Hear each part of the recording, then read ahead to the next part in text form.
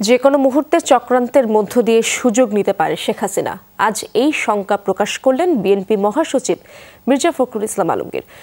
দাবি করেন, সাম্প্রদায়িক সহিংসতা সহ নতুন ষড়যন্ত্র করছে আওয়ামী লীগ। জনতার অর্জন নষ্ট করতে নব্য ফ্যাসিবাদ যেন জন্ম নিতে না পারে সে বিষয়ে সবাইকে সতর্ক থাকার আহ্বান জানান তিনি।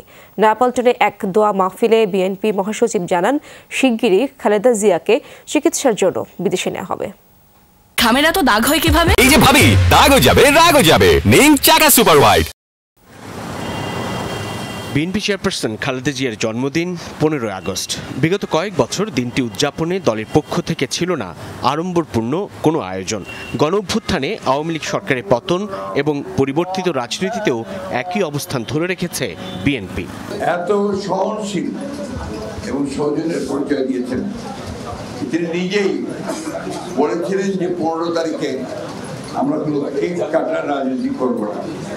একদিন পর নয়াপল্টনে দলের কেন্দ্রীয় কার্যালয়ে খালেদা জিয়ার জন্মদিন উপলক্ষে দোয়া ও মিলাদ মাহফিলের আয়োজন করা হয়, যেখানে খালেদা জিয়ার জীবন এবং রাজনীতির নানা দিক তুলে ধরেন বিএনপি মহাসচিব। আপনার কেউ আজকাল তার নামও উচ্চারণ করেন না, ভুলেও গেছেন মনে হয়। সেই নেত্রী যার সমস্তটুকু তিনি দলকে এবং দেশের জন্য দিয়েছেন, তাকে সব সময় মনে করা দরকার। ম্যাডাম, অতি শীঘ্র আমরা বিদেশে চিকিৎসার জন্য নিয়ে যাব। মির্জা ফখরুলের শঙ্কা, আওয়ামী লীগ নতুন ষড়যন্ত্র আঁটছে। প্রতিশোধ, প্রতিহিংসার রাজনীতি থেকে দূরে থাকার আহ্বান জানান তিনি। একই সাথে সংখ্যালঘুদের সুরক্ষা নিশ্চিতে নেতাকর্মীদের সজাগ থাকার নির্দেশও দেন বিএনপি মহাসচিব।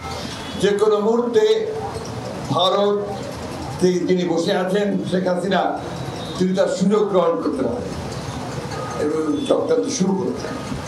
সেই চক্রান্তকে প্রতিরোধ করাই আমাদের কাজ। শান্তি ব্রিগেড করে পাহারা দেবেন সমস্ত সংখ্যালঘুদের উপাসনালয়, মন্দির, গির্জা, এই সমস্ত পাহারা দেবেন। মির্জা ফখরুল বলেন, গণতন্ত্রে পৌঁছাতে এখনো সময় বাকি। নির্বাচনের মধ্য দিয়ে জনগণের অধিকার প্রতিষ্ঠা করতে পারলেই সাফল্য আসবে। এই সংগ্রামকে চালিয়ে যেতে হবে, তা না হলে আমরা কিন্তু অনেক বড় বিপদের মধ্যে নব্য ফ্যাসিবাদের জন্য না আসতে পারে, তার জন্য আমাদের সহায়ক দরকার। এই সরকার একেবারেই নতুন সরকার, ইন্টারিম সরকার। কিছু জঞ্জাল জমা হয়েছে, তো এই জঞ্জাল তো সলভ করতে হবে, ওইটুকু সময়কে তাদেরকে দিতে হবে, তাই না? সেইভাবে কাজ করে এখন আমাদের সংগ্রামকে জারি রাখতে হবে।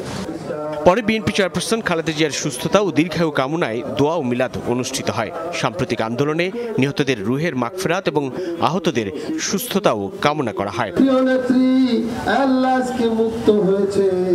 সাইফুদ্দিন রবিন, যমুনা নিউজ, ঢাকা।